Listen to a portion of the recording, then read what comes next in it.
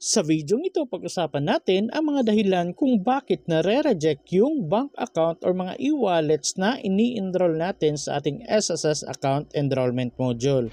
Kaya tara, samahan nyo ko at panoorin natin ang video na to.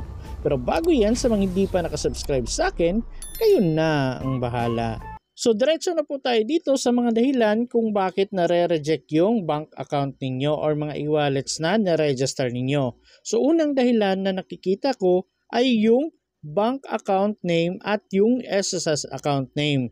So dapat magkatulad lahat yung spelling sa bank account name at SSS account name. For example, may isang letra lang na sobra or kulang or maling letra sa pangalan ninyo sa bank account at sa SSS account, automatic po talaga na mare-reject yung pag-a-apply ninyo. So for example, sa mga babae, yung SSS account nila is single pa sila. Tapos sa bank account nila is marriage na. So magkaiba na yung apelyido. So kapag nag-apply kayo, automatic na mare-reject yun kasi magkaiba na yung apelyido ninyo. So dapat po talaga magkatulad yung spelling ng pangalan ninyo sa bank account ninyo, sa SSS account ninyo at sa valid IDs or documents na ipapasa ninyo.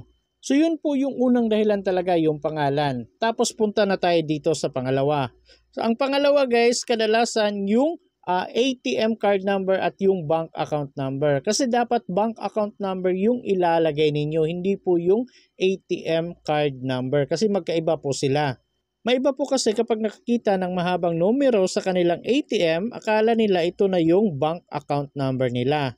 So make sure guys, alam niyo yung bank account number ninyo kasi minsan walang nakalagay na bank account number yung ATM ninyo. So kung hindi nyo talaga alam or nakalimutan nyo lang yung bank account number ninyo, mas maganda kontakin nyo po yung bangko ninyo para malaman ninyo yung bank account number ninyo.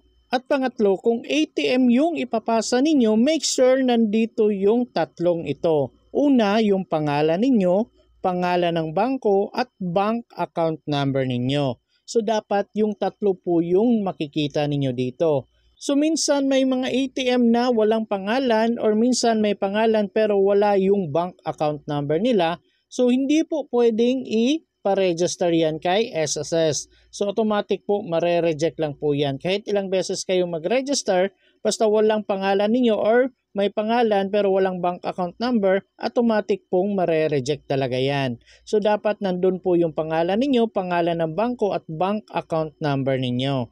At sunod, dapat alam natin yung pangalan ng bangko natin. Kasi minsan may makikita tayong ganito. Katulad niyan, China Bank Savings, tapos China Bank Corporation. So kung China Bank yung bank account ninyo pero hindi nyo alam kung savings ba or corporation tapos na mali kayo ng pagpindot, automatic pong mare-reject yan. At ito pang isa, Union Bank of the Philippines at Union Bank Quick Card. So maguguluhan ka talaga dito. At meron pa, BDO Unibank at BDO Network Bank Incorporated. So dapat alam nyo talaga kung ano yung pangalan ng bangko ninyo para hindi po mare-reject yung application ninyo. At pagkatapos dito naman tayo sa pagpili ng document type. Pwede kayong pumili ng ATM card with account number and name, bank certificate or statement issued within the current year, foreign remittance receipt, passbook, screenshot of online mobile banking account, validated deposit slip. So kahit saan dyan ang piliin ninyo ay pwede po. Basta makikita itong tatlo. Pangalan ninyo, pangalan ng bangko at bank account number ninyo. So dapat yung tatlo po na yan ang makikita talaga. So for example, may bank account na kayo pero wala kayong passbook. Pero meron kayong ATM. Pero yung ATM ninyo, walang nakalagay na bank account number or walang nakalagay na pangalan ninyo. So hindi po pwede yan. So ang masasuggest ko sa inyo na ang pinakamadaling kunin dito ay yung validated deposit slip. Kasi pwede po kayong pumunta sa inyong bangko tapos mag-deposit kayo kahit minimum amount lang. May mga bangko tumatanggap ng 100, 200 ganyan. Tapos yung deposit slip na galing sa bangko, yun po yung gamitin ninyo as proof of account. At sunod dito naman tayo sa pag-upload ng valid IDs and documents. So marami talagang nare-reject din dito. Kasi minsan nag-upload lang sila ng mga IDs nila tapos hindi nila check dito. So dapat i-click nyo tong view list of valid IDs and documents. Kasi makikita nyo po dito yung updated na valid IDs and documents na tinatanggap ni SSS. So kung wala dito yung valid IDs or documents na meron kayo dyan, huwag nyo na pong piliting ipasa yan kasi mare-reject at mare-reject lang po yan. So advice ko sa inyo, kung wala talaga kayong mga valid IDs and documents na nandito sa listahan, ang pinakamadaling kunin dito ay yung NBI clearance at police clearance. At next, punta na tayo dito sa panghuli at ang pinakamahirap sa lahat, yung pagsasubmit ng selfie photo na kasama yung proof of account at valid IDs or document na ginamit ninyo. So dito marami po talagang nare-reject. So ngayon ipapaliwanag ko sa inyo kung bakit kayo nare-reject dito. So dapat po ang pag-take ng picture ninyo ay ganito. So sa kabilang kamay hawak ninyo yung proof of account, tapos sa kabilang kamay hawak ninyo yung valid ID or document na sinubmit ninyo. So for example ganyan, UMID at ATM yung sinubmit ninyo, kaya dapat ganito din po yung hahawakan ninyo sa pag-take ng selfie. At para naman sa mga nagtatanong, paano daw kung screenshot of online banking account yung ginamit nila? So for example na lang ganito guys, GCash yung ginamit ninyo or screenshot ng online banking account ninyo. So dapat hawak ninyo yung screenshot or may hawak kayong cellphone na nandun kayo sa inyong online banking account or GCash or mga e-wallets ninyo. At dapat sa kabilang kamay, hawak din ninyo yung valid ID or document na sinubmit ninyo. So make sure lang guys, kapag zoom ninyo yan, dapat makikita yung pangalan ninyo, yung bank account number, tapos dapat nababasa talaga lahat.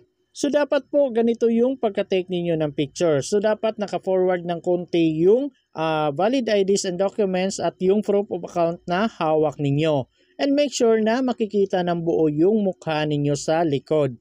Dapat hindi natatakpan, walang face mask, walang mga eyeglasses, ganyan. Hindi kayo nakasombrero para makikita ng buo yung mukha ninyo. And make sure, klaro yung hinahawakan ninyo. Kapag zoom in ninyo, nababasa po lahat yung details doon. Kasi kung hindi ganyan yung pagka-picture ninyo, kapag zoom in ninyo hindi mababasa, automatic po rejected talaga yan kay SSS at uulit naman kayo sa pag-a-apply. At ma-advise ko sa inyo, dapat back camera ng inyong mga cellphone yung gagamitin ninyo. Kasi kung front cam yung gagamitin ninyo, magiging ganito po yung resulta. So kapag zoom in ninyo yan, magiging baliktad po yung mga details na nandyan. So magiging baliktad po yung pangalan ninyo at yung bank account number ninyo dyan. So automatic pong mare-reject ni SSS yan. So mas maganda talaga magpa-picture na lang kayo sa mga kasama ninyo dyan para mas klaro talaga yung mga details na nandun sa hinahawakan ninyo. At make sure guys, naka-formal attire kayo sa pag-take ng selfie. Kasi may isang beses may in-apply ako na disbursement account tapos hindi siya naka-formal attire. So, ganito po yung email ni SSS. So, rejected daw yung application dahil hindi naka-properly dress sa pag-take ng selfie. So, mas maganda talaga naka-formal attire kayo. At para naman sa mga nag-submit ng validated deposit slip at police clearance, so dapat yun din po yung hawak ninyo sa pag-take ng selfie. And by the way guys, kung magsasubmit kayo ng validated deposit slip, NBI clearance, police clearance, mga ganyan, dapat yung mga original copy po yung isasubmit ninyo or pipicturean ninyo or kasama ninyo sa pag-take ng selfie. Kasi may iba, photocopy na lang yung sinasubmit nila. So hindi po pwede yan. Dapat yung original talaga yung isasubmit ninyo. Dapat colored at nababasa talaga yung isasubmit ninyo. At dapat pala yung bank account isasubmit ninyo dapat active at hindi pa sarado or expired yung ATM na isasubmit ninyo. Kasi isa din yan sa dahilan kung bakit nare-reject yung application ninyo. Basta kung ano yung email ni SSS, for example na-reject kayo dahil sa selfie photo, so baguhin nyo po kung ano yung in-email ni SSS. Kung ano yung mali ninyo na sabi ni SSS, dapat baguhin nyo po yun. For example, sa ID. So, kung hindi tinatanggap yung ID, dapat mag-iba kayo ng ID na isasubmit. Or sa proof of account, kung nakalagay doon, walang nakalagay na pangalan ninyo or bank account number, so palitan nyo na lang po yung proof of account na sinubmit ninyo. And for example, kagaya ng sa akin, yung email ni SSS na hindi properly dress yung pag-take ko ng selfie. So, binago ko. So, nagbihis yung pag-take ng selfie, nag-formal attire ako. So ayun, na-approve na ni SSS. So ganun lang, kung ano yung mali mo na sabi ni SSS, dapat baguhin mo talaga. Kasi kung submit ka lang ng submit, kahit yung mali mo pa rin, hindi mo binabago, mare-reject at mare-reject pa rin po yan.